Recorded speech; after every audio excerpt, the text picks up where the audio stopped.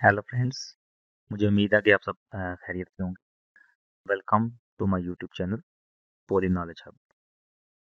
आज का हमारा जो लेक्चर है वो बेसिकली जो हमने बैक एंड का जो ओवरव्यू है जो दे रहा था मैं लास्ट लेक्चर में इसी को कंटिन्यू करना है और इसको कंप्लीट करेंगे। तो मैं अपनी स्क्रीन शेयर करता हूँ। तो लास्ट टाइम हमने पेजेस तक किया था। अभी हम जो बाकी जो टैब्स रह गए हैं उनको एक्सप्लोर करेंगे। अब जैसे एक कॉमन्स है, तो कॉमन्स से ये खैर इतना इम्पोर्टेंट नहीं है, लेकिन फिर भी मैं आपको इसका ओवरव्यू दे देता हूँ।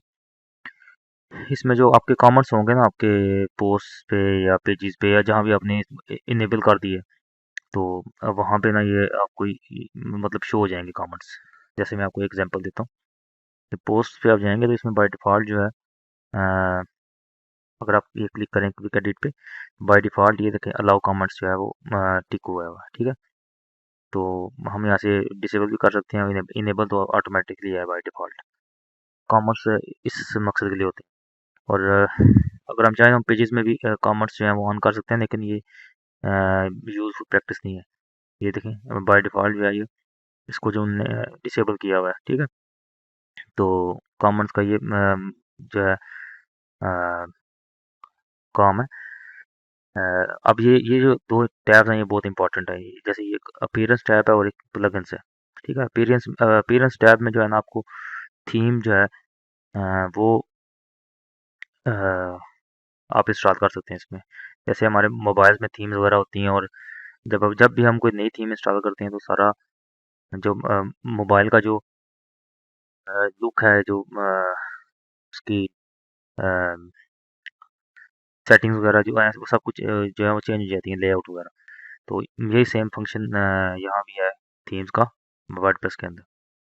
जैसे ये में थीम है जो एक्टिव है इस टाइम, हम ऐड न्यू थीम पे जाके हम जो पॉपुलर थीम्स हैं इस टाइम उनमें से कोई एक चूज़ कर सकते हैं। जैसे ये पॉपुलर एस्ट्रा है, ये बहुत पॉपुलर है, या हेलो एलिमेंटर है, ये पॉपुलर थीम है।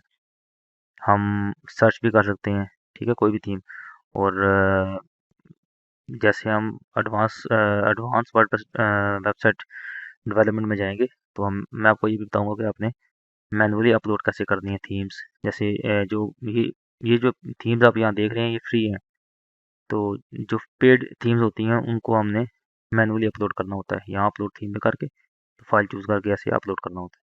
वो आप आ, जो है स्टेप बाय स्टेप जब आगे जाएंगे एडवांस फीचर्स में वहाँ आप ये देखेंगे, ठीक है। और ये एडिटर जो है ये इसमें इसका इतना जो काम नहीं है, क्योंकि इसमें आपको कोड वगैरह ऐड करना होता है।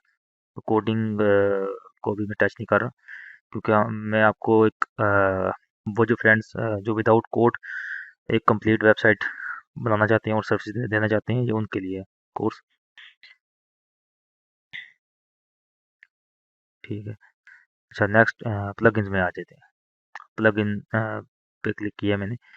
अभी इस वेबसाइट पे कोई प्लगइन इंस्टॉल नहीं है, तो मैं कोई प्लगइन इंस्टॉल कर लेता हूँ। प्लगइन्स की मिसाल वही है जैसे हम मुख्तलिफ ऐप्स अपने इंस्टॉल करते हैं अपने मोबाइल पे, मोबाइल के फीचर्स को बढ़ाने के लिए। इसी तरह प्लगइन्स जो है वो इंस्टॉल किए जाते हैं वर्डप्रेस वेबसाइट में। डिफरेंट डेवलपर्स ने जो प्लगइन्स हैं वो बना के ये एक रिपॉजिटरी होती है वर्डप्रेस की, वहाँ पे इनको सेव कर दिए। तो आप वहाँ से इनको सर्च कर सकते हैं, या ये जो पॉप फीचर्ड प्लगइन्स हैं या पॉपुलर प्लगइन्स हैं ये सामने नज़र आ रहे हैं, आप इनको यहाँ से इंस्टॉल कर सकते हैं, ठीक है। ये एक फीचर है। प्लगइन हम कोई भी इंस्टॉल कर सकते हैं, मतलब फर्ज करें जैसे एक खैर मैं आगे आपको इसको बताऊंगा। एलिमेंटर एक पेज बिल्डर है और बहुत ही पॉपुलर है वेबसाइट डिज़ाइन के लिए। और मैं इसी से वेबसाइट डिज़ाइन करूंगा और आपको बताऊंगा कि आपने भी इस वेबसाइट कैसे डिज़ाइन करनी है इससे। तो एलिमेंटर को मैं इंस्टॉल कर लेता हूँ।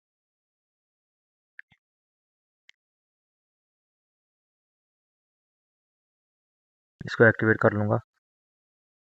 इसको इंस्टॉल कर लिया, उसके बाद एक्टिवेट, ये सेटअप आ जाएगा। इसमें हम क्रिएट अकाउंट तब करते हैं अगर हमने इसका पेड जो प्रो वर्जन वो खरीदना है। तो अभी हम प्रो वर्जन में काम नहीं कर रहे, तो इस वजह से हम स्किप कर देंगे इसको। नेक्स्ट स्टेप आ गया, मतलब इसमें आप ये करते हैं, इसको क्लोज कर दें फिलहाल, क्योंकि अभी हमने पेड अकाउंट नहीं लेना, हमें ज़रूरत नहीं है, तो इसलिए हम सेटअप पे नहीं जाना चाहते। अच्छा, ये हमने न्यू प्लगइन किया है, ये देखें। तो हमारा ये टैब या जो है, ये दो टैब्स न्यू ऐड हो गए। तो इसका मतलब है कि ये जो दो न्यू टैब्स हैं, ये अपने साथ न्यू फीचर्स भी लेके आए होंगे, ठीक है। तो प्लगइन्स का ये जो है वो वर्किंग होती है प्लगइन्स, ठीक है। उसके बाद यूज़र्स में आ जाएं आप। यूज़र्स में ये होता है कि एक ऑलरेडी एक यूज़र है जो ऐड बना है, ठीक है। हम यहाँ अ, जितने चाहें उतने यूज़र्स बना सकते हैं जो एडमिन होता है, और उन यूज़र्स को हम डिफरेंट रोल्स जो हैं वो दे सकते हैं। जैसे मैं इसको ओपन करूँगा,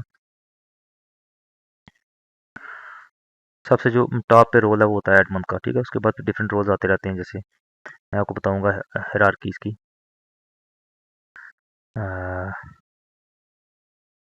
हम न्यू यूज़र ऐड कर लेते हैं फॉर एग्जांपल, और ये देखें, इसमें न्यू यूज़र में हम पासवर्ड भी डाल सकते हैं, ठीक है।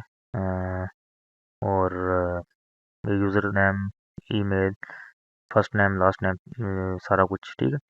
और यहाँ से हमने डिसाइड करना है कि हम इसको एडमिनिस्ट्रेटर में जाते हैं, एडिटर, ये डिफरेंट रोल्स होते हैं, ठीक है। आप गूगल पे भी सर्च कर सकते हैं कि डिफरेंट रोल्स जो हैं उनका क्या लिमिटेशंस क्या हैं, और क्या उनको जो है वो अथम पावर आप यूज़ कर सकते हैं उनकी।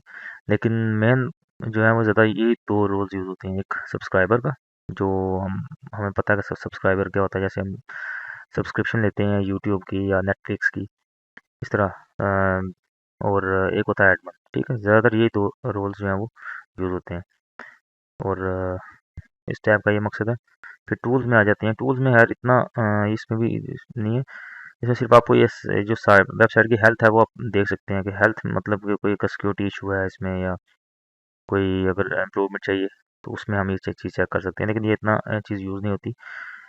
मैं सिक्योरिटी प्लगइन्स कुछ ऐड करूँगा आगे, मैं जब वेबसाइट हम कंप्लीट करेंगे लास्ट में, तो उसमें आपको वो जो प्लगइन्स हैं वो मतलब सारी सिक्योरिटी जो है सारा कुछ वही देखेंगे वेबसाइट के। तो ये इतना इशू नहीं है। और ये जो लास्ट में सेटिंग्स आ जाता है, इसमें जनरल टैब पे जाएंगे। इसमें हम अपनी वेबसाइट का नाम चेंज कर सकते हैं यहाँ से। टैग लाइन जो है वो यूज़ कर सकते हैं, टैग लाइन कुछ भी एसईओ पर्पज़ के लिए होती है, ठीक है। उसके बाद अम, अच्छा, ये एक होता है मेंबरशिप, को हमने बाय डिफ़ॉल्ट ये अनचेक है, हम इसको चेक कर सकते हैं। अगर हम अपनी वेबसाइट पे चाहते हैं कि यूज़र्स जो हैं वो हमारी वेबसाइट पे रजिस्टर हों और लॉगिन फॉर्म के ज़रिए लॉगिन करें, और एक डैशबोर्ड उनके लिए बनाएं हम, तो उसके लिए फिर हमें ये चेक मार्क करना पड़ता है। खैर ये अभी स्टार्टिंग है, तो मैं इस वजह से इतना कम्प्लेक्स पे नहीं जाऊँगा, ये इसके लिए है। बाकी ये रोल्स वगैरह आए हैं, आप रोल्स यहाँ से जो है वो न्यू यूज़र आपने क्रिएट करना, तो आपको उसका बाय डिफ़ॉल्ट रोल कौन सा है, यहाँ सब्सक्राइबर है, हम यहाँ से एडमिनिस्ट्रेटर कर सकते हैं, ठीक है। और बाकी ये डेट वगैरह ये चीज़ें हैं इसमें, इतना कुछ जानने वाली बात नहीं है। फिर आप नेक्स्ट जाएंगे राइटिंग पे। राइटिंग टैब जो है, इसमें भी कुछ भी नहीं है इतना कुछ। जो मेन मेन चीज़ें थी वो मैंने आपको बता दी हैं। हाँ, ये थोड़ा इंपॉर्टेंट है ये रेटिंग में। इसमें यह है कि हमने जो है वो जब हम आगे पेजेस वगैरह बनाएंगे या वेबसाइट बनाएंगे, तो उसमें हमने एक होम पेज डिसाइड करना होता है और एक ब्लॉग पेज या पोस्ट पेज। तो उसको हम क्लिक करके, तो ये डिफरेंट पेज, जैसे मैं इस पेज को होम बनाना चाहता हूँ और इसको मैं पोस्ट पेज बनाना चाहता हूँ, तो ये बाय डिफ़ॉल्ट हम इसको ऐसे सेटिंग कर सकते हैं। तो वो भी मैं आपको बताऊँगा आगे। और बाकी ये जो पोस्ट जो है वो पर पेज पे कितनी शो हों, 10 जो है एक पेज में, उसके बाद पैजिनेशन वगैरह आ जाएगी। तो ये उसकी सेटिंग है। हम इसको 20 भी कर सकते हैं, 30 भी, अपनी रिक्वायरमेंट के मुताबिक, या हमारे जो क्लाइंट्स हैं उनकी रिक्वायरमेंट के बराबर मुताबिक। और इसी तरह बाकी बाकी सेटिंग को नहीं छेड़ना। इसको मतलब अगर फर्दर करने गलती से हम सेटिंग चेक कर देते हैं, तो इससे ये होगा कि हमारी जो वेबसाइट है वो गूगल पे शो नहीं होगी, ठीक है। तो ये एसईओ रोकने के लिए, वेबसाइट को हाइड करने के लिए ये सेटिंग होती है, ठीक है। फिर डिस्कशंस में आ जाएगा ये कमेंट्स वगैरह, कमेंट ये देखें, ये सारी सेटिंग्स वगैरह आ जाती हैं, इनको भी इतना काम नहीं है। और फिर मीडिया, मीडिया में भी हम जो अपलोड करते हैं इमेजेस वगैरह, ये उनकी सारी जो, जैसे थंबनेल का साइज़ क्या होना चाहिए, ठीक है, ये सारा कुछ हम जैसे जैसे वेब डिज़ाइन सीखेंगे फिर आपको ये आइडिया हो जाएगा इन चीज़ों का। और लास्ट पे जो है वो परमालिंक्स, परमालिंक्स होते हैं वेबसाइट का। जैसे ये वेबसाइट है, ये मेरी वेबसाइट है, ठीक है, लोकल तक, इससे आगे स्लैश, ये जो आगे यूआरएल है, इसको हम परमालिंक्स कहते हैं, ठीक है। तो इसकी ये मतलब हमें कौन सा फॉर्मेट चाहिए, जैसे एक ये न्यूमेरिक है ये है, लेकिन मेन जो पोस्ट नेम है ये फॉर्मेट यूज़ होता है वर्डप्रेस पे, और ये थोड़ा ईजी टू यूज़ है, ठीक है। पोस्ट नेम का मतलब ये है कि अगर फर्ज करें ये यहाँ तक आपका वेबसाइट का यूआरएल है, उसके बाद जो पेज का नाम होगा वो यहाँ यूआरएल में शो हो जाएगा। तो इसमें ये बस, बाकी यही मेन चीज़ें थी। बाकी आपको कोई चीज़ समझने के लिए ज़रूरत नहीं है। तो यहाँ मैं अपना लेक्चर ख़त्म करूँगा। नेक्स्ट लेक्चर में इंशाल्लाह जो है हम अपना जो वेब डिज़ाइन है प्रैक्टिकली, हमने जैसे पेज कैसे डिज़ाइन करनी है और पोस्ट कैसे बनानी है, ठीक है, वो सारा कुछ मैं आपको नेक्स्ट लेक्चर्स में शुरू कर दूँगा। तो अभी के लिए बाय।